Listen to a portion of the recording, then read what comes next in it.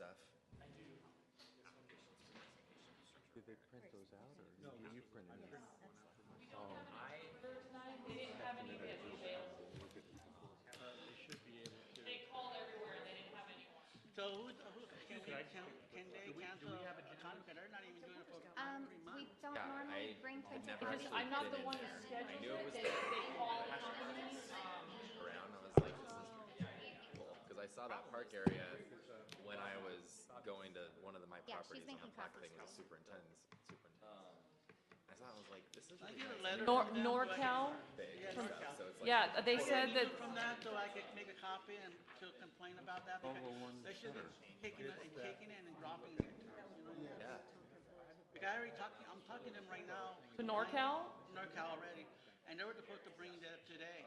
Yeah, they said that they even reached out to other agencies and that no one was available.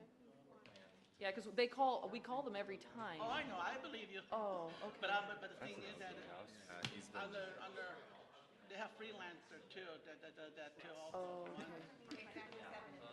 Thank you. But okay, definitely, thank Oh, you. it's that office thing. Yeah, I really, this is one they took offline. It's the same thing. Is it because of some, This is more color, yeah, this is color and it's got, this is more color, I don't have laser. yeah, okay, you're right. It's the one I took offline, which is black and white. Thank you. You're welcome. I'll be lost without my interpreter too.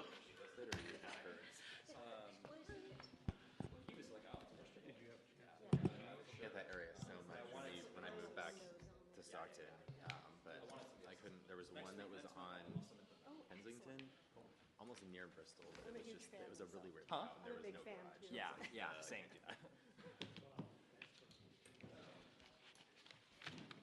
That looks fun.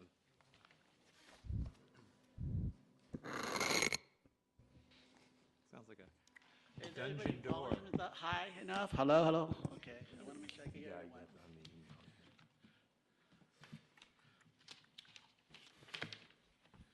Another minute or two, right? About another minute. We have some people. How exciting. Public comment. Oh, cool.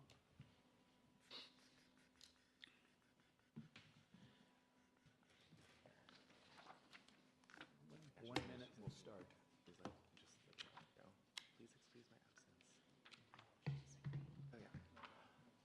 No, well, she's told that group. She's like, I cannot complete that section of the list. I'm like, I don't even know who's supposed to make it. How many absences does it have to have before it's like, is there like a number, or is it just like actually? Okay, I guess we're ready to start. I'd like to call the City of Stockton Cultural Heritage Board to order. I guess the first item is a roll call. Member Corradi, Present. Member Groom, Present. Member Jaurigue, Member Merlo, Present. Member Nichols, Here, Member Vieux. Here. Member Vigil, Here, Vice Chair Holzer, Present? Chair Swanson. Present.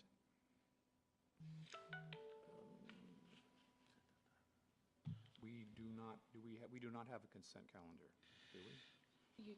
You do. I believe there's one item under consent, the approval of the minutes. 2.1?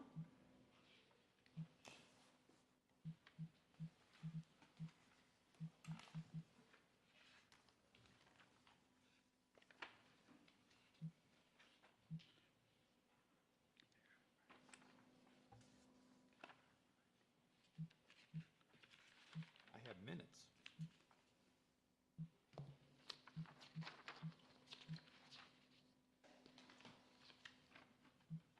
Page 5 of the report? I'm finding minutes, but is there something else before that? As part of the consent calendar, you would have to approve the consent calendar as read, that meaning that you Oh. accept the minutes? From the February 6th meeting? Okay, so do we need a motion for that? Yes. Okay. I make a motion to approve the February 6 minutes. I will second that motion. I'm sorry, can you speak up? I didn't hear what you said. I have no interpreter, so what was the question? Motion to? How do I get the mic on? Is it on? It's on. It's on. Oh, sorry. Just bring it closer. Okay. Move it a little bit closer to you. I make a motion I'll second it. to approve the February 6 minutes. Thank you. Okay, thank you. I guess, you need a favor for that? Oh, we have a second? Yeah, we had a second. And we all approve? Okay. I abstain. I was not. Yes, but I, Aye, yes. whatever. Okay, thank you. Do we have, moving on, do we have informational items? I do not believe so. Just for the purposes of the record, that was the vote. There was no, one abstention and 0 objections, correct? Correct. Thank you.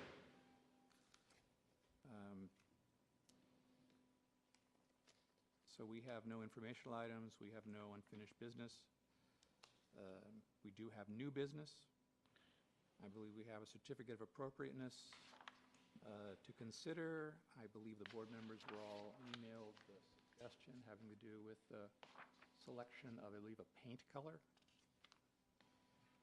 So do we have discussion on this issue? Staff is here to present a report if you'd still like to hear it. Good evening, members of the board. My name is Stephanie Takigawa, and I'm an assistant planner, and I'm the project planner assigned to this project. The project presented before you tonight is for the consideration of a certificate of appropriateness for the exterior alteration of a building at 1201 North Sutter Street, and it is within the Magnolia Historic District. The project site is on the corner of East Rose Street and North Sutter Street. Again, it is within the Magnolia Historic District. The owners received a code enforcement violation for exterior changes to the existing office building by repainting the building to a dark crimson red. The building was built in 1952 and is past the period of significance for the Magnolia Historic District, which was from 1860s through 1930s. Staff was unable to find information documenting whether the building was considered a contributing member of the Historic Preservation District, but due to the age of the building and the analysis, it is safe to assume that it is a non-contributing building since it is built outside of the period of significance. This is a street view of the building prior to the exterior repainting. And this is the street view of the building currently.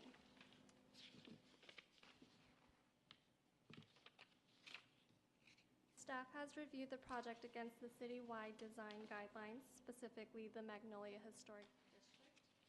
And the current paint does not reflect basic colors of the architectural style and the period of the building. The Secretary of Interior Standards for Rehabilitation and Guidelines for Rehabilitating Historic Buildings do not apply since it did not concern a non-contributing building in the Magnolia Historic District. In conclusion, staff recommends approval subject to an alternative color being painted, a color that is muted earth tone, which is consistent with the Magnolia Historic District era, as well as the color should be proposed and submitted to the director for review and approval. This concludes my presentation, and I welcome any questions. Well, I have a question, and then we have a speaker's card, so let me ask my question. The reason this house is being cited is because of the color? Any exterior changes done in the Magnolia Historic District will require the board to review the color. But that means any painting? Yes. Because that's never been the case prior to this year. It's always been the case that an alteration is different from maintenance, and painting is maintenance. There's nothing specifically in the city code requiring color approvals. It's alterations.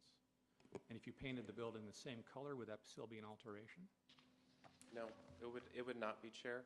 In fact, this board reviewed a color change at a meeting recently that was for a residential structure. I understand that, but we've never reviewed colors before in the many years I've been on the board. The only exception to that is when the house has been painted in some way which is grossly inappropriate. But as far as color choices, we used to provide the public with a list of appropriate colors so they could come in and consult on how to paint their house. And so if the colored paint job didn't involve a change, it wasn't considered an alteration. So I guess if this building originally was white, I think, Yes. had they painted it white in the same way, would they have been cited? No, we would have considered that maintenance or a like-for-like project, given, I would think, we can agree that the color is significantly different, that judging the merits of that color change, the process to do that is the certificate of appropriateness. Can you Is that go back to that slide? Because I see two different colors. One is red and one is white. So is that a nuisance? Did it stand out to the rest of the neighborhood? Did it stand out? Did it giving a neighborhood a black eye or something like that I'm not aware of this? Code enforcement I cited. don't understand. Sorry, I don't understand the question. That's before, red is after? Well, is this the now picture of Yes. red? That's now. That's now, okay. And that was the before white. Yes. But I know that there's not. I don't know if that's the side of the window, and this is. I'm looking at it only like a. The angle's three-dimension. the angle's a little different, but the building is the same. It's Okay. just the paint. Okay, so are you asking us that it this be approved by the color of that goes around in like an HOA? You cannot do different design or different color of outstanding of the neighborhood. That's what I'm trying to say. So what's being discussed right now is that they were cited for painting it because the paint that was selected, the crimson color, was deemed as a exterior change, modification, so therefore it triggered review by the board for a certificate of appropriateness because it's in the Magnolia district, Okay. which states any exterior modification requires review. However, there is a question by the chair that is paint really an exterior change, and that's what's being discussed right now by the board. Well, so let me ask you this one: if this is a financial burden on the owner that did the painting, or they can rechange the structure of the painting? The owner is here. I'm not sure if they're comfortable Well, if we're answering gonna- some questions. They can answer questions for the board if they'd like. Yeah, I was going to say after my question, I'm going to ask them to speak. And I think we've answered my question. Okay. Perhaps. Della and Juliet, is that correct? Would you like to address the board?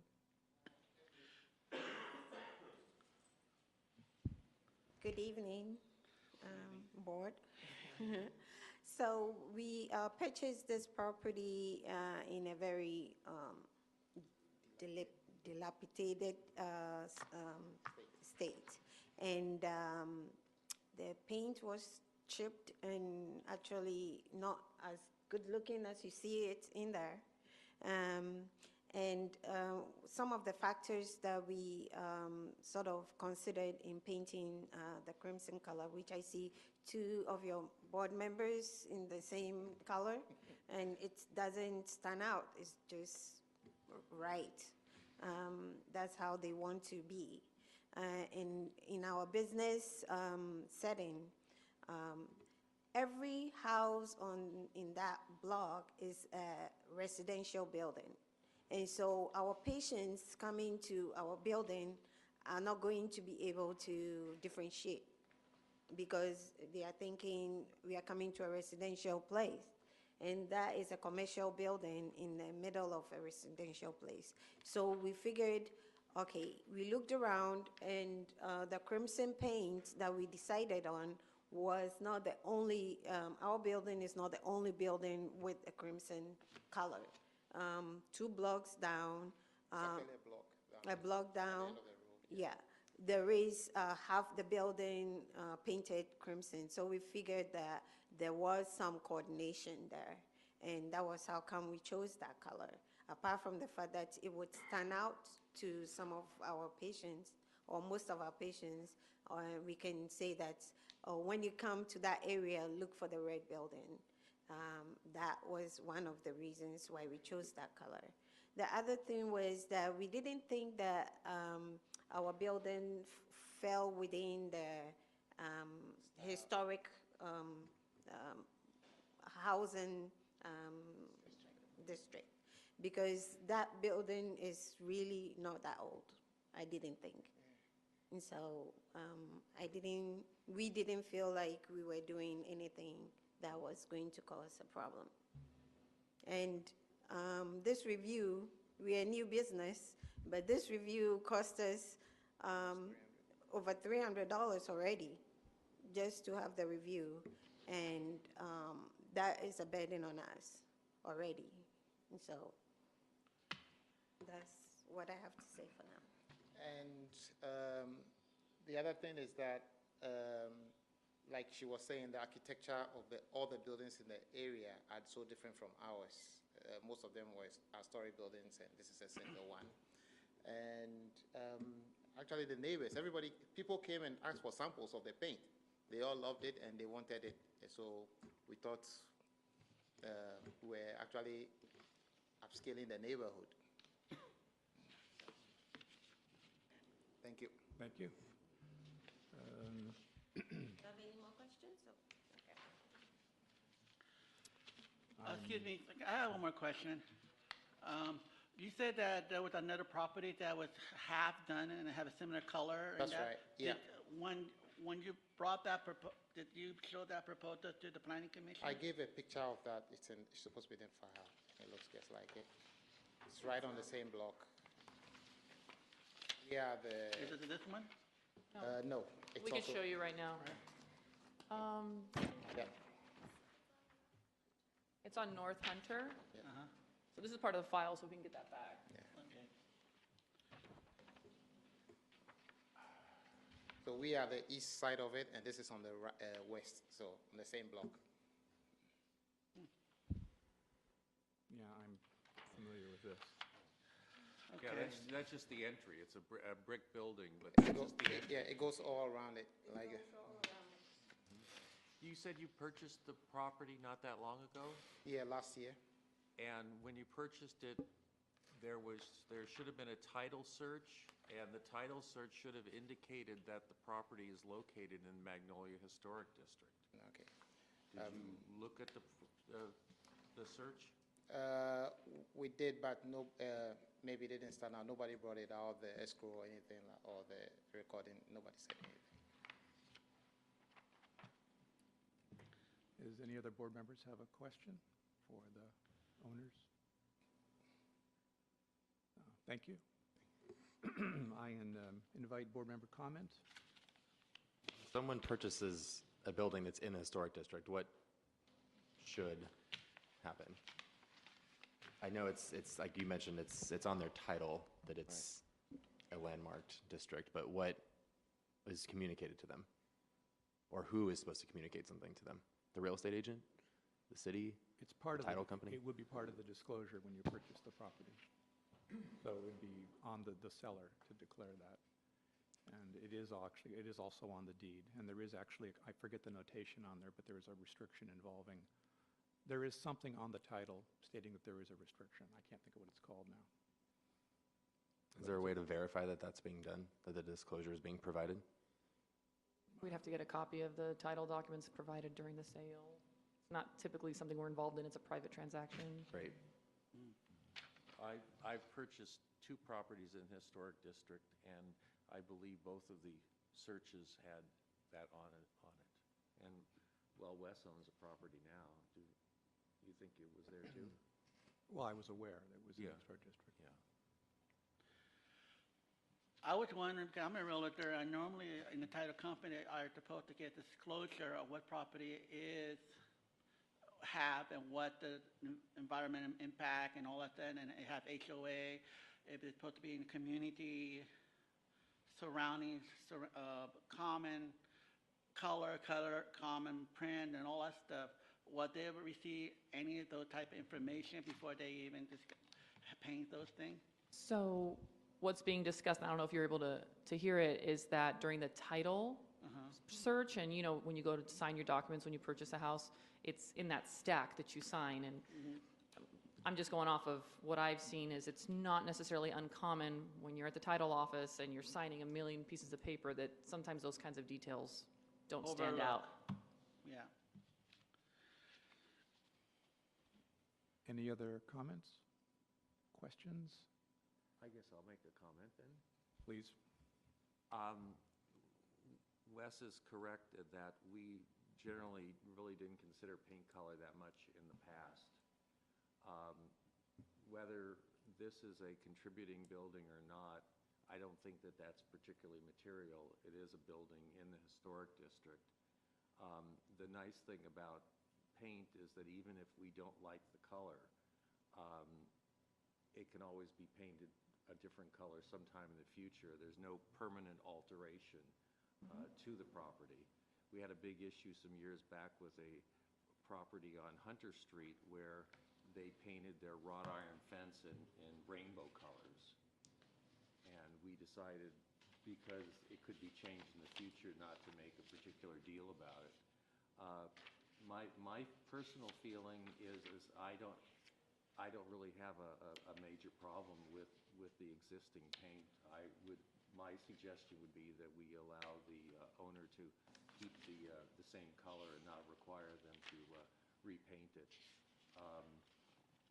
You know, there's other properties in the historic district that I thought the paint was pretty atrocious, but, you know, we never did anything about it before. So that's what my suggestion would be. And the property is otherwise in pretty good condition from what I saw in my visit.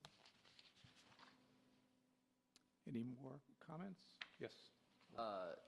Just curious, but because maybe I missed it in the very beginning, but was this brought up by a complaint by a neighbor, or was it the code? Code enforcement is who cited them, and code enforcement is under the police department.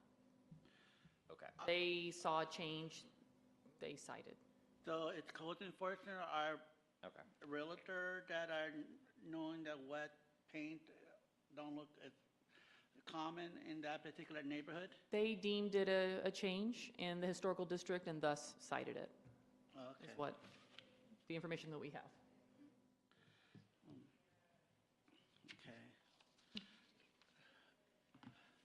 Okay. It is the pleasure of the board.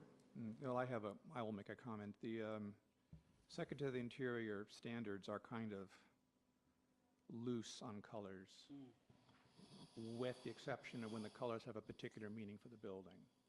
Obvious example would be the White House shall be painted white. This building is in the district. It is not contributing. The color, I can understand why it would get the attention, but it is temporary. I myself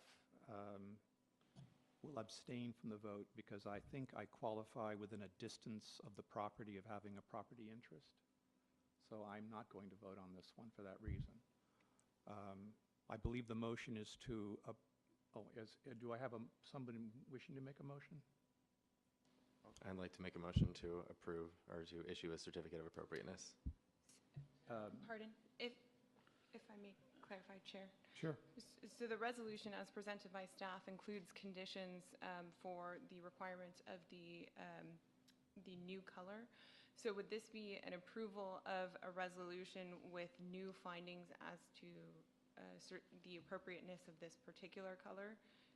And if that is the case, then would the board be open to going through the findings so that way it can be clarified in a new resolution for the board's approval? Can I speak to the owner? Can I speak to the owner, please? Yes. Although we have a motion we have to deal with. Yes, I was wondering, are you, by any chance, like particular color red for your house, or you're willing to have some leeway toward regarding paint in front of your property in the house? Have they given any option of trimming or other color regarding that particular remedy? The color was mostly to make directions easier for people. And secondly, we did a lot of significant renovations inside, changing things, floor and all those things. Cost us pretty penny, so we are really treading water right now. So if it will be the board's approval, I would like it to stay that at least for a few years to make sure we are still in business. So have anybody, the code enforcement, have gone to you and asked to do anything to the property? No, actually, we've had so many positive reviews about it. People have come and I've had to go give them the paint color from the taking pictures of the name and everything for people. And actually, somebody from the code place even came just when we started painting, and we just had an informal conversation, and he didn't see anything wrong, so I was surprised when I saw the siding. And he said he came, I even walked him around, he saw everything, and he said everything was good, so we were really surprised to find it. Else maybe we would have stopped even before, because I remember showing him, he had a city pickup there. And, Okay. All right, I'm gonna make a motion. We're correct, are you taking away, you're taking charge of Anthony's motion? Well, we still have to answer her questions. Oh, okay. Yes, there. And hold on, if they're finished, I'm sorry. Okay, thank you for answering my question, thank you. Yes, sorry. So, There was already a motion on the floor. I sought to clarify the motion, given that for the certificate of appropriateness, the board's findings must be in writing and based on the specific findings outlined in the municipal code, which is provided in the current resolution presented by staff. However, that's for an alternative color. So provided this motion is to approve with the pre-existing red color, just if the board could outline its findings as to the appropriateness. The findings are listed in the resolution. You can actually look at it, and you can just state a supportive finding as opposed to an opposing finding. So you would state, for example, the color, the issuance of the certificate of appropriateness would designate, enhance, preserve, protect, restore, perpetuate, et cetera. You would say that the color does not take away from those, so therefore you make that finding. Finding 2, encourage public appreciation. You only need 1? All of the findings are under one. Oh, the secretary. The balance of are referring to finding 1 above, so it's a C finding 1 above. It looks like 6. There are 6 total findings. but they all However, refer if to you one. find Yeah, but they're that they are referring. applicable to multiple, you may do so. Yes, I see there's 6 findings, but each of them say see finding number 1 above. Correct. So if you find one finding that you find applicable to all of the findings, please feel free to simply articulate that. Thank you. Okay. Well, all right. I guess our finding is that we do not deem the current red color to detract from the architecture of the building or this historic district. Thank you. Excellent. And do we have a second? I second, oh, you second, okay, good. second it. You do. Okay, so we're clear, we're leaving it as it is, Yes. Yes. making the recommendation. All in favor? Aye. Opposed? And I'm abstaining. Thank you. Thank you. Okay, so, well done, thank you. Moving on, we've had citizen comments already. Congratulations. Yeah. Thank you. Get to keep the color. Let's move on to committee liaison reports. I believe we have some. Would you start this end of the table and move down for any chair reports? The Landmarks Committee, we have a couple items. There is, I guess I can make well, I guess this is kind of a landmark comment I have before I have a couple reports. For our landmarks, there are standards of what can be done to alter the building, as we've discussed in this meeting and in other meetings.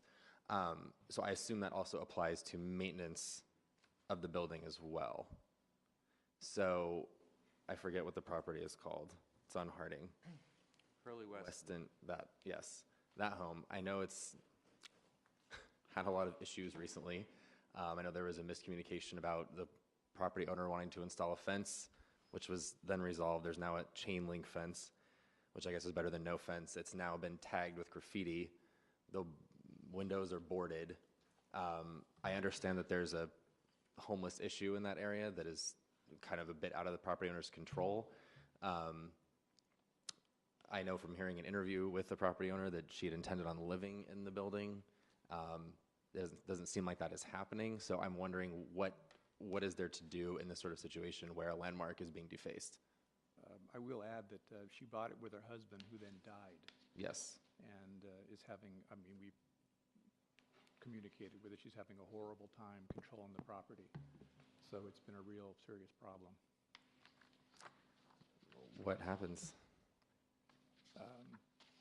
All that I know that we can do is encourage that the building be maintained and rehabilitated, graffiti be removed. The city itself can remove the graffiti, maybe because of the graffiti removal program, depending on the fence access, though. So we could ask for the city to abate the graffiti.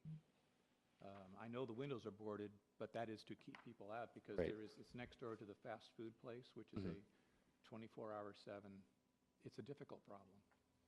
Yeah. Okay. Is there any way we can assist the property owner in this? Do what? Is there any way we can assist the property owner in? We can reach out again, but I don't know what she's going to be able to do with it because it's been overwhelming. So I'm not speaking for her. I'm speaking as an observer. You understand? Right. But the city we could ask the graffiti crew could go out and paint the graffiti over because that's a city feature that's available. And if they can't get access to the fence, we could probably communicate with the owner and have an opening, perhaps. I'm not sure about that requirement for that. Because they do have a flexible line. They got about 40 feet they can go, I think. So I'm going to piggyback what his comment is. That's a little confusing because I noticed that each building who are condemned have graffiti. How come codes enforcement have not cited them regarding that? You know, to keep it up the value of the community. Oh. So code enforcement is not in community development. They're in the police department, and I think their crew is limited. I do know that they actively go out and patrol and enforce. So we'd have to actually look up the file in the system to see what's the history on that property. I don't have that handy. I'd actually have to have a representative from code enforcement come out and speak to the board if you wanted like more detailed information. Okay. Because I know I have seen a couple of months about properties that already have graffiti, but it have fence around it, but yet the owner have not clean the graffiti up. So even though it's condemned or whatever, it's still his property, and still giving the community a black eye and devalue the property like that. So, like, then how can we reach out to the owner without offending them and saying, look, you know, either maintain that property even though it's needing renovation or rehabilitation? So it would be through the code enforcement process. You can call and file a report, and they can go investigate. And they do contact the property owner, and there are set methods and timelines that they have to give for correction of issues. Okay, thank you. I could comment. A few years ago, we did have code enforcement come and speak to the group, and I think it was really helpful. It did seem to answer a lot of questions that were kind of floating out there. So if nobody else objects, I think it would be nice to have a representative, if possible.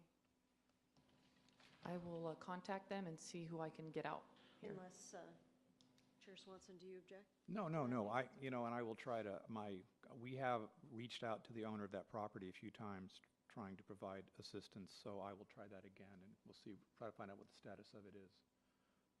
Because it was just the last couple of days, not just that property, but many properties in the area, somebody went out with very capable graffiti technology where they put foot-wide swaths of color all over many buildings. So it's a very significant problem in the area, and somebody did really professional job messing the place up. So it's difficult. I really think that that property, that it's so important that we take a real proactive view, not just say, wow, that's terrible and so on, but I think we definitely need to reach out to the homeowner. There was a discussion for the board members that are my Facebook friends now, a discussion on Facebook about one of the employees of the homeowner said, oh, well, the city won't let us put a fence around there. Well, I responded, that's absolutely false. Yes, you can put a fence, and you should be able to, under those circumstances, to put a 6-foot-high fence, which would be fairly effective at keeping the people out. But there's been a fire over there. It's been much more than graffiti and so on. We really need to reach out and do something. It's a significant landmark, and it would really be a shame to lose it. Okay. Anthony, all right, moving on. So there's 2 other items for the Landmarks Committee. One is that 3/4 of our plaque audit have been completed. So the file is huge because there's a ton of pictures, so I was not able to email it, and it's not completed, so I didn't want to print it out. So I have it on the screen over there. I realize that the listing of the properties is extremely small. So I don't know. I think the original intent of this was to see what properties have plaques, what the style of the plaques are, and then I think the chair wanted to see if the description of the property matched what is on file. So I don't know if I just wanted to show you that we have 3/4 of this completed, and the last quarter will be done by next meeting. But we basically looked at the property to see if, or the site, see if a plaque exists, how it is affixed, whether it's to the building or on a pole out in front of the building, and then if there are any notes, like if it was removed, and if we were able to see it in a historical street view or something, but if it's not there. So there's all the properties, and then here's the images of everything. So I don't know if you want me to flip through them, or if we'll just wait till they're all completed next meeting. Do you know how many do you think that there are landmark properties? With plaques or just in general? Just in general. Well, the list showed 52. I forget what the... Okay. It was 52. Yeah, that sounds like all of them then, yeah. Yeah, so there were 52 that we split up into 4 groups, and so... Is the picture that you showed the property that had plaque like that are on the list, plaque, like the one they're having picture? If you go to the next, there's another plaque. Those are the properties that had plaque on the address on list? Yes, he's identifying which ones have a plaque and which ones don't, and what they look like. Yeah, so on this list, it says if the building has a plaque in that 3rd column, yes, no, or if it's been removed, or if it appears to have been removed. I wish you have a red pointer so I can know what you guys are looking Top at. button. I do, but you can't. I think I'm too far. It's like disappearing. It's Okay, Okay, so that's the name. okay, Address. all right, And then this is saying whether or not it has a plaque as of now, okay. and then how it's mounted, and then notes. Like sometimes there's evidence that there was a plaque, but now it's gone, or if there's just something unique. Okay. Right, so Tom did a couple where it says no, but in the notes section, he looked at historical street views, and it shows a plaque being present. So there's that one, and then there's a second one here. So, yeah, that one as soon as recent as, I think, 2015. I can't read that far. Yeah, March 2015. There was a plaque there. And then, yeah, so that's what that list is. It'll be complete next meeting, and then I can bring a printed out version. Right now, it's just a file, but it's like 140 megabytes, so it's huge. But yeah, but there's about 20-something images of all the plaques that exist right now. Is your committee, does, whatever they didn't have no plaque on it, are we supposed to, did we talk about couple of months ago about putting plaque that were there before to update the historical monument? I think we asked if there were funds Yes, for that, okay. and then if there were, we were looking at styles of plaques to see what we could put on. Okay. Yeah. And possibly even mounting to make sure they don't keep disappearing. Yeah, most of these are still there. kind of surprisingly, but a couple of them have been removed. So if there's a way to secure them more, that would be something else we should discuss. You also want to make sure it's not a valuable metal. That also, Yeah. yes. They're aluminum, they're minimal. And, but of course, even some of the hot metal replica ones have been stolen, not the city plaques, but plaques that are on the buildings, address plaques and things have been stolen the last few years. Well, that's very good. And of course, the objective would be to get them back up or replaced or something. Yes. And possibly attachment in a different method, in some cases one-sided and so forth, less expensive and more secure. That's very good. Excellent. So, all right, well, that'll be completed next time. I will bring paper copies of that. And then item 3, Board Member Merlo has a structure of merit to discuss. Yes, so under in the Municipal Code Title 16, Development Code Division 7, Development Code Administration Chapter 16.220, Cultural Resources, Point 100, Structures of Merit, Section B, Procedure for Designation as a Structure of Merit. Proceedings to designate a structure of merit may be initiated by the board. So this is a board member initiating proceedings to designate a structure of merit, and I have an application. Pass those down, please. Thank you. And this is for the Mariposa Hotel, which is located at 132 East Lafayette Street.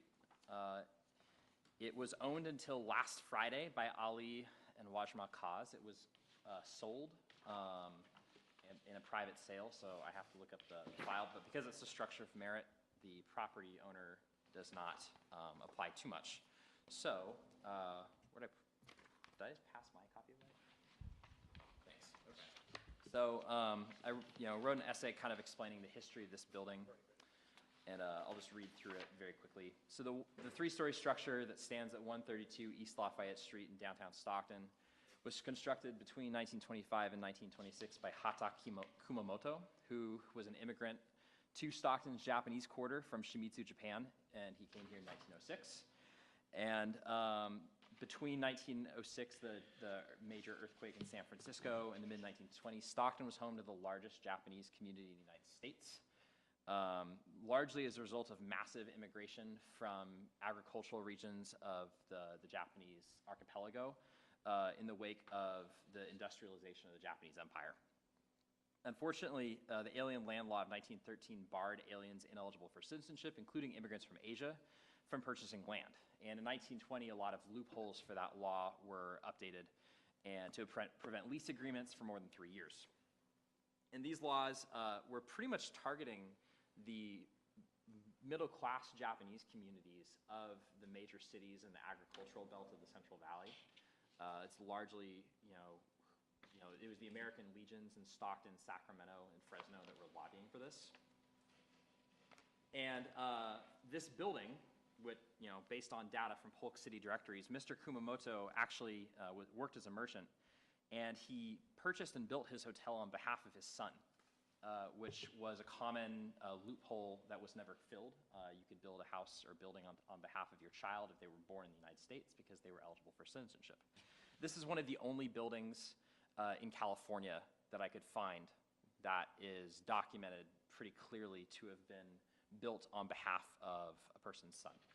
And I think the only building I was able to identify in Stockton, because every other building in the Japanese quarter, other than the Japanese Nippon Hospital, has been demolished.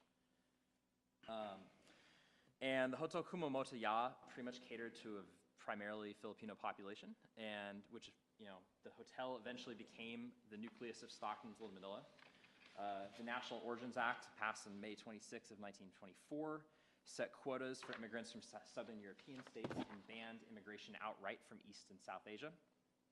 And what that did is it created a huge labor shortage in the California Delta as well as the Central Valley, which led to a minor recession in the San Joaquin County area, which then led to farmers in the Delta and across the Central Valley lobbying for essentially like immigration boosters to go to the Philippines, go to Manila, go to the Visayas Islands, and bring Filipino laborers, mostly men in their 20s and 30s, to come to places like Stockton, Sacramento, and Fresno. And they were, of course, considered wards of the state because in 1904, the Philippines had become an American colony. And so by 1930, Stockton had the largest Filipino population in the world outside the Philippines. And the Mariposa Hotel kind of is going through this. The Mariposa Hotel was smack dab in the middle of what would become known as Little Manila, which was a neighborhood that was bounded by roughly Commerce, Main Street, because of course, due to racially restrictive covenants, Filipinos were not allowed to live north of Main Street, San Joaquin Street, and Hazelton Avenue. And the Hotel Kumamoto Ya, which was rechristened the Mariposa Hotel in 1931 or 1930-31 to cater to the new clientele, was where the first Legionarios del Trabajos Lodge, which is a Filipino Masonic organization, was founded in Stockton, the Worshipful Dagohoy Lodge. The Dagohoy Lodge, of course, has already been listed as a structure of merit and historic landmark in the city of Stockton. The Dagohoy Lodge was originally located in the lobby of the Mariposa Hotel. And furthermore, the Filipino Information Bureau, which was the primary organization helping to get Filipino immigrants who had come to Stockton, acclimated to Stockton life, helped them find housing in a residential hotel, as well as help them get work through a labor contractor, was also located in the Mariposa Hotel. And then also, Local 7 of the United Cannery Agricultural Packing and Allied Workers of America, which was a subsidiary of the Agricultural Workers Organization, had their offices in the Mariposa Hotel as well. And that was the organization that launched the Stockton Cannery Strike in 1937, as well as the 1948 to 1949 asparagus strike, which, of course, were two of the largest strikes in California history, only behind the grape strike in 1968. Chair, And pardon me, sorry to interrupt, Chair, if I may. So I just wanted to clarify, so my understanding is that this structure of merit was not an agendized item. I understand that it's being presented for the board, however, pursuant to the Brown Act, while limited discussion is permitted on a non-agendized item. Doesn't have to be agendized to be structure of merit. No notice is required. No notice is required pursuant to the municipal code. However, the Brown Act requires an opportunity for the public to engage with the legislative body prior to making an act.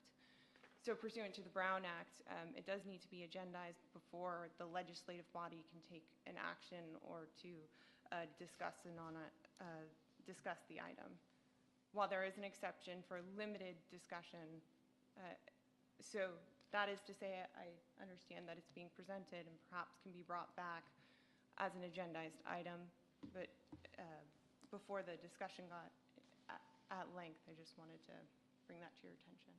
So just a question, because I did have a question about that, because I did think about the Brown Act while I was writing this and other applications that I plan on submitting later on. It says that a public notice or hearing shall not be required. So is the municipal code in violation of the Brown Act?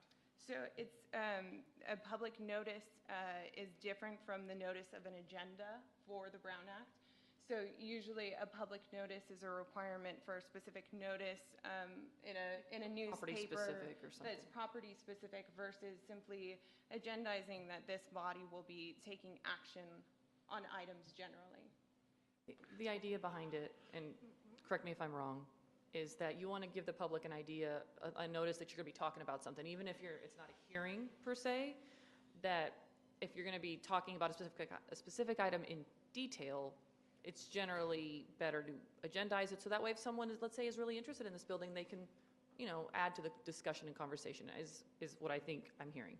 But in the rules of order, you're talking about two different, well, right now we're on 7, committee, legion, comment. So this is, what committee are you in? Landmarks.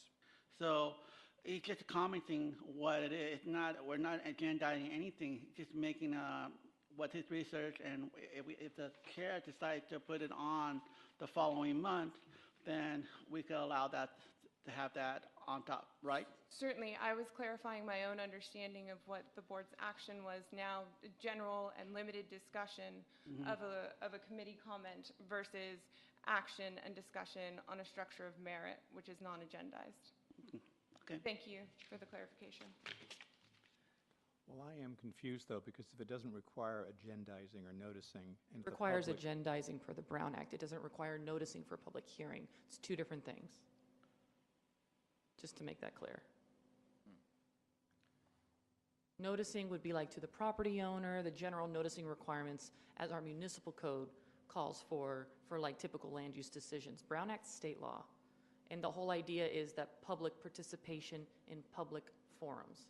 So because this is being, which is a great presentation, not knocking on that, but because it's being discussed in pretty great detail, because this is a really great, because it's a really great discussion, someone from the public may see that this is being presented and say, hey, I want to be able to discuss that. And at the next meeting, the discussion may be curtailed because it's already kind of been explained tonight. So it's not allowing the public to participate. Okay. Not a public hearing, that's not what this is. It's just that it's being discussed. Can we table it for next month then, so he can talk about it next month? Well, then may I make a motion to the chair? Yes. Okay, I would make a motion to agendize. Is that how you do it? Yeah. Yeah, I would make a motion to agendize in the May, there will be a meeting in May, correct? There should be, okay, so it would be the May meeting of the Cultural Heritage Board. I guess it would be the procedure for designation as a structure of merit for the Mariposa Hotel at 132 East Lafayette Street, and a second building that I was going to submit next month too, but now I know the process, so I'm ahead of the game. You can also submit them as At a time. applications. It doesn't always need to I'll be. second it, whatever. 138 East Lafayette Street, the Rizal Social Club, which I also have the application for. And Rizal is spelled R-I-Z-A-L for the person who is. If I may, just to let the board know, we are very, very short on staff. We had 2 assistant planners leave. We are down to 1 assistant planner that's a city employee. That is why it's taking us some time. So I am concerned about promising the presentation of a staff report for that item at the next meeting. If you want to agendize maybe a discussion or your nomination, I don't know if we'd be able, work-wise, to be able to produce a report next month, depending on caseload. So I guess my question is, so just looking at the municipal code, is a staff report required? Well, typically speaking, yes, a report is submitted and presented as part of the agenda item for the board's review and decision, and typically a resolution is also provided for your utilization. We've never used resolutions in the past. We've been doing it as of late for the sake of a record. It is obviously. But all the structures of merit we've done previously, although not overwhelming, never required a resolution. And I don't really see, with all due respect, what staff time is required. He's provided an application, which I don't think the board has to give to itself anyway.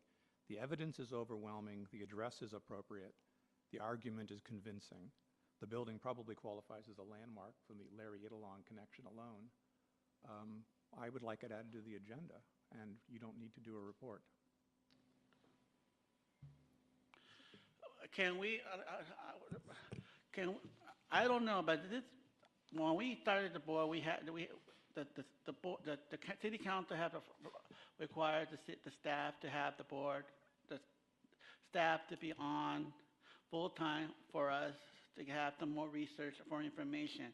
Now we got canceled last month, and then I was talking to, I don't want to be too critical, but I'm kind of like concerned about thing that is honest, but we got the email for the demolition, and that was not even discussed. And my understanding that when we get a demolition, we should be able to discuss it at the at the board. My understanding, okay, and so it's just for information only. So I just kind of like, okay, see that we canceled, but at the same time, are we going to have consistency in staff every month the city council has approved every month? So if there's nothing to have on the agenda, a meeting is not going to be scheduled for the sake of having a meeting. If there's nothing to be agendized, we're not going to have a meeting. Just everyone has busy lives. That's not a proper use of your time.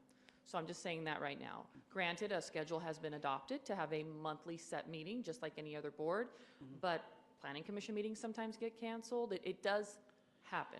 If there's items to be brought forth, then a meeting is scheduled. So I just want to put that out there Who first of all. canceled it? The chair or somebody else? So it was canceled by staff, and as explained, I believe in the email, we didn't have staff present that week. No one was here to be able to hold the meeting. No, my understanding that I remember that there was somebody, it was a conflict of staff with another meeting, and we're going to have a special meeting back then. We were trying to get a special meeting, but then we did not have anything to agendize for a special meeting because the demolition permits were processed, and planning manager sorry. can speak to that. I just have to say, when a staff person gives notice that they're leaving your place of employment, you don't control that, Right. okay? That's what I'm dealing with, bodies to do work. So it's not to any detriment of this body or any other one. That was the situation. We had insufficient staff. We had a conflict. That's what happened. You Okay, control thank that you. by having a better working environment. I don't really know what that comment's about. Do you know my work environment? I'm not so sure that you do. I work for a government agency myself. Oh, I'm sorry. I just take a little bit of offense to that. You just you've insulted me as a manager for the staff that I pride myself on taking great care of. So I do take exception to your words. I think that they were inappropriate. I gave up very candid information about why the meeting did not happen last time. And I would appreciate it if you could return the respect in return. I'm giving it. I'm trying to deliver. We all work very hard, and we are stretched very thin. We don't only, you mentioned that we're here full-time for your board. We're here full-time for many boards. We have your board, we have housing appeals, we have DOC, we have planning commission, we I have have city seen council. your work. I've been online. I've seen how you get your presentation to the special meeting last month on March, and I think it was the. Oh, hey, I think we're getting off message. Okay. But I would like to say, though, that I think we can do an awful lot of this. A lot of the heritage work that we could be doing, we can do with very little assistance. And one of the few powers this board actually has is to nominate and process structures of merit. It is also in city code that the planning department, whether it likes it or not, is required to staff us. And also, we set the agenda and we set the meetings. So we've been very, in our own way, compliant with the problems planning has had. And some of us have been doing this for many years, and this is an ongoing problem. But our objective here is to try and improve the city, preserve structures, maintain heritage and history. The building he found is remarkable. And to agendize that for the next meeting, if that's really required, I will accept it for the time being, although this level of lawyering is above my pay level. I would like it agended. We don't need a report. We can use the application, the evidence done. We can review that a month from today, and then we can vote on it. The public can come and they can comment. That's a perfectly reasonable approach to the problem we're trying to solve. The city of Stockton has had a heritage board for decades. The results of that have been appalling by any standard. So I would like at this point that we move on and we start doing what this board is supposed to be doing, which at the very least is maintaining a significant list of historic structures that should be prevented from coming into dereliction and destruction. And this is a small step in that direction. We can all appreciate our own issues and problems, but we have to get on with the betterment of Stockton. So, do you have any other more buildings to mention this evening in your report? You have the two. Just the two. Okay. We have a motion to agendize them for the next meeting. We will review the evidence and we'll review the application. Now, did I have a motion for that? Yes. Okay, do I we have second it. And all in favor? Aye. Aye. Thank you. Unless there's a mistake I'm making, and I certainly can make mistakes, I don't see a need for a report or a resolution. We can vote it by a unanimous vote. I'm not going to cite city code again, but we can move on with that as we have in the past. Thank you. Other reports, moving on. Sorry, I have a list here. Lineation. Landmarks, Alterations and Review Committee. I believe Melanie had a report. Oh, yes. So I've had the opportunity to meet with planning on another project, and we've been trying to come up with a way to facilitate a meeting with our group, with planning, so that we can coordinate our efforts. So, I mean, due to the issues I know you're going through right now, I know that's still pending, but we are still trying to do that. One issue that did come up, though, was addressing the window replacement at is it 345 West Acacia? East Acacia. And I did some research and came up with some alternate window systems. They would each require custom capabilities, but I really just provided those resources to planning. So that's really all I have to report right now. But otherwise, we are still trying to figure out a way to consolidate our efforts and maybe help you guys when we can. We appreciate that. Thank you. And in regards to the Publications Committee, I'll be taking that over to try to clear up some misinformation that's going out over social media right now, which is quite rampant. For example, that home we were discussing earlier, some members of the public thought it was torn down. Okay, thank you. Okay, and sorry, go ahead, Bob. I just wanted to, on 345 East Acacia, Kevin, when we were talking about giving the property owner up to a year to put in conforming, complying windows or something, how did we come up with that time frame? That seems like pretty extended far out there, you know? It's the approval duration of a certificate of appropriateness. Oh, okay. Yeah. A year? Huh. It's pretty standard practice to give a year from approval to initiate a project or meet conditions. Okay, thank you, Bob. Lourdes is not here tonight. She did actually email at the end of the day, and beginning of the day, and said she wouldn't be coming. She had some kind of an emergency. Dale, did you have a report on the Planning Commission? I do not have a report tonight. In lieu of that, I will say I did go to the Planning Commission in defense of some oak trees, which were all similarly executed anyway, but I tried.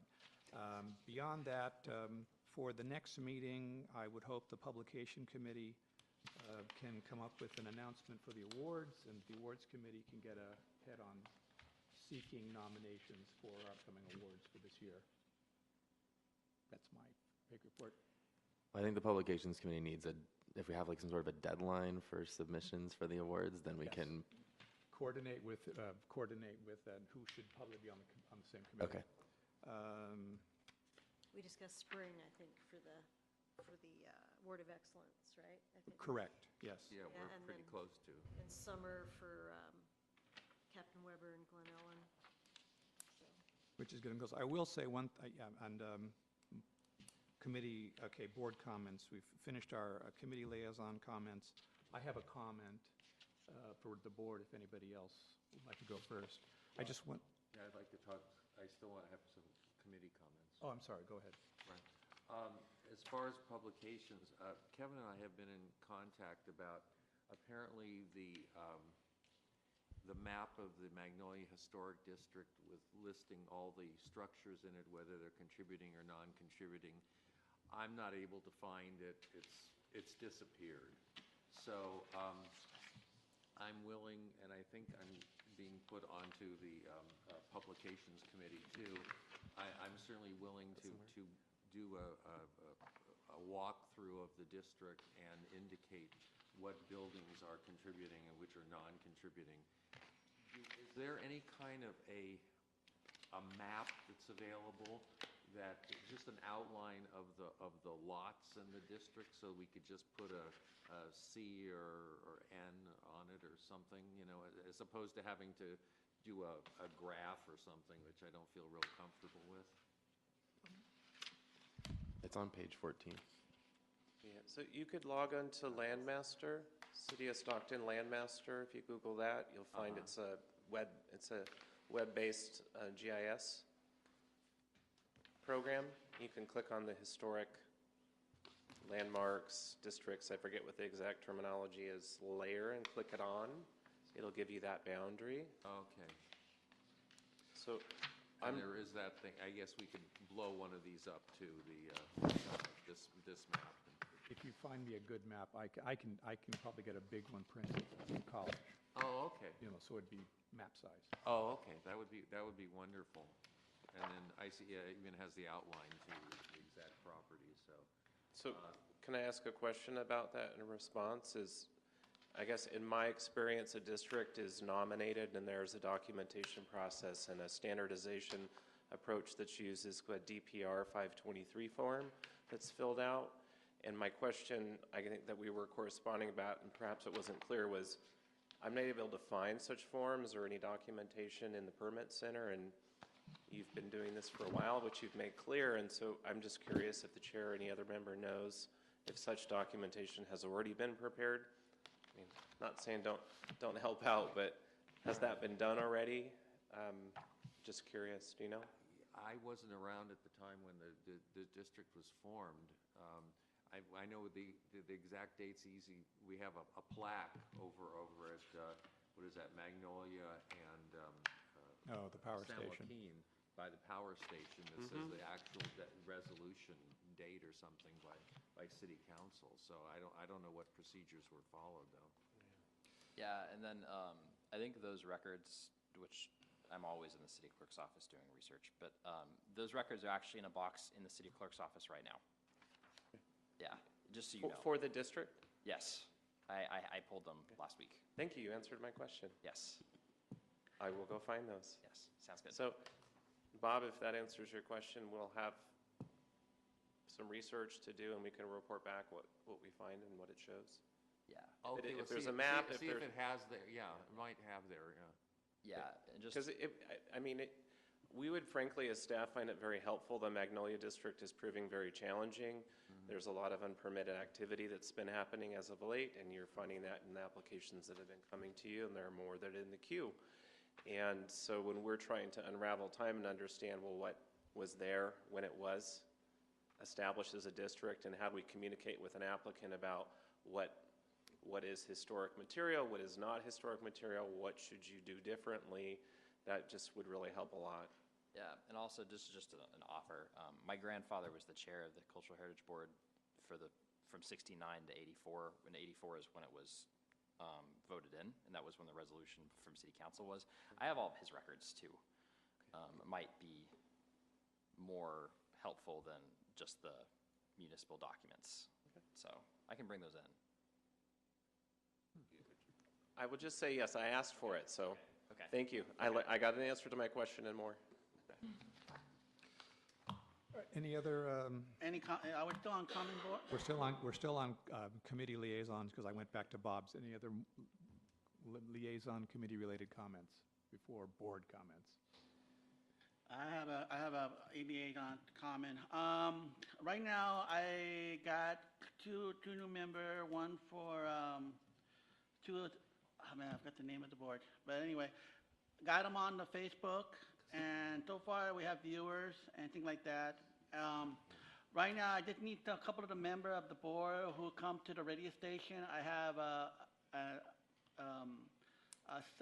segment from Saturday from 3 to 4, Monday from 3 to 4, Tuesday from 3 to 4, to talk about irrelevant issues in Stockton, talk about culture, heritage, whatever. And if you're more than welcome to come, talk about it, and I definitely appreciate it. You know, more the merrier. I mean, so also keeping contact, and I believe somebody wants to be the chairperson.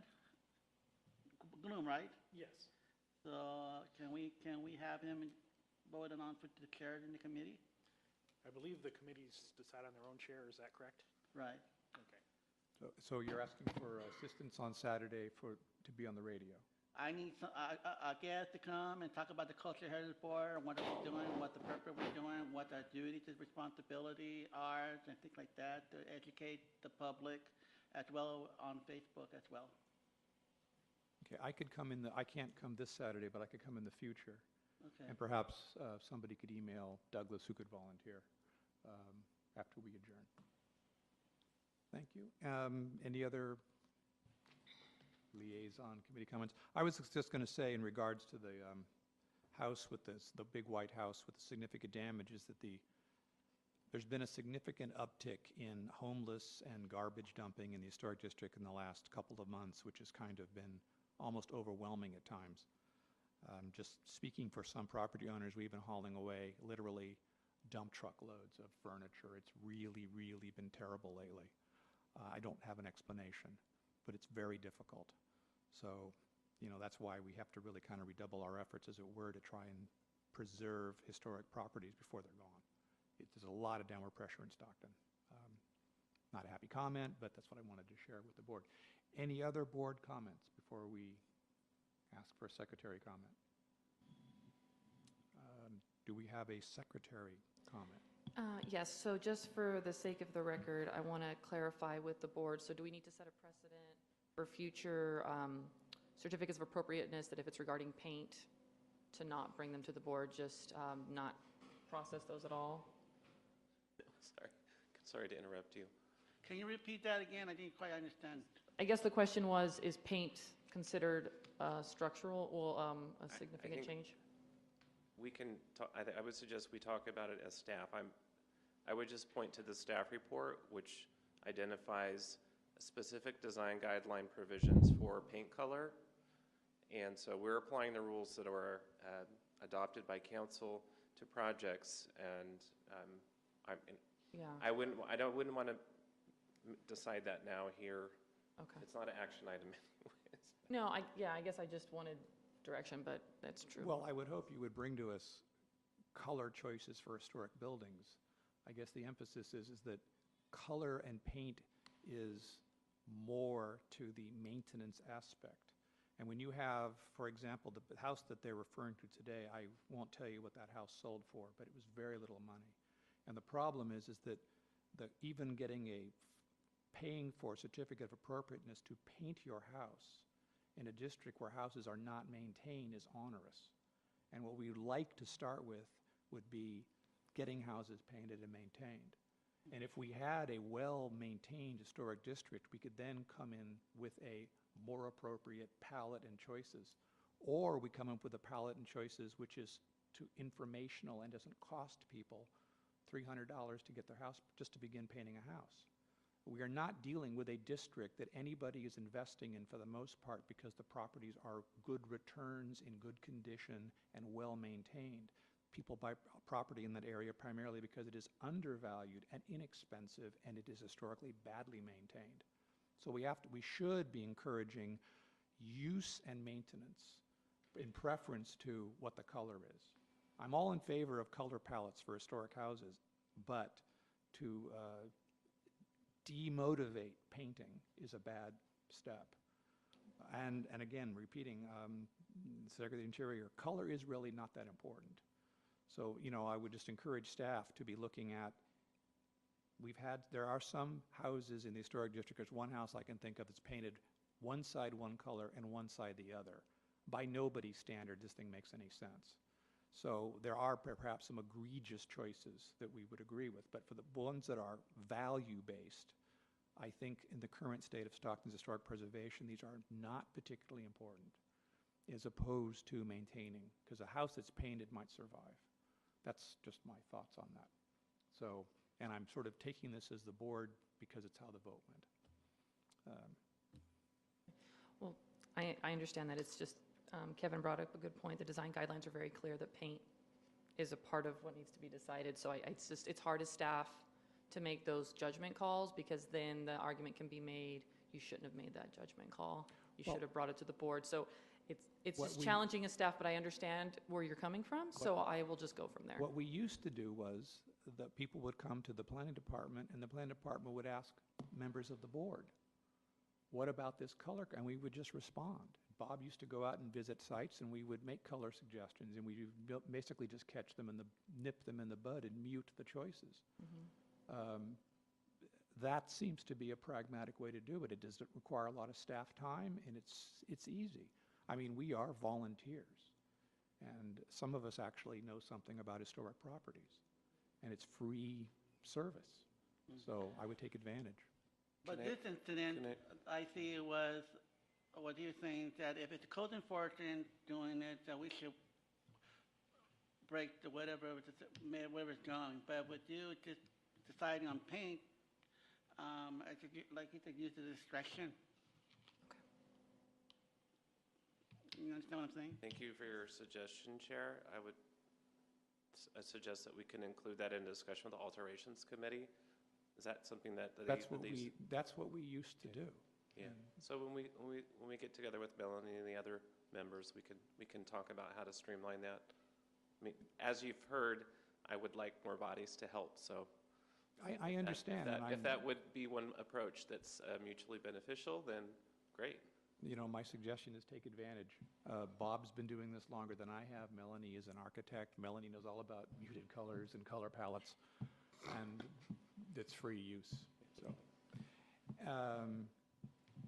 anyway, hopefully, you know, many of the houses in the historic districts have been restored and have been neglected, and for the most part, many of them the combinations are good. They should just be redone.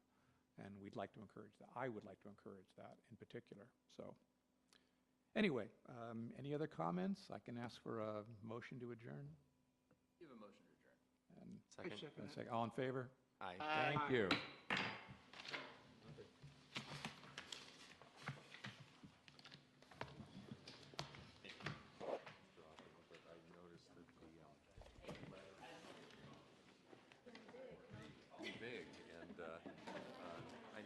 I know you're just a whippersnapper, but it is rather large. Oh, well, belated happy birthday. Thank you. I appreciate that. There are circumstances that somewhat above you and around you. Thank you. I appreciate that. I do appreciate that. I'm just going to make this as big as I possibly can. The weird thing for me being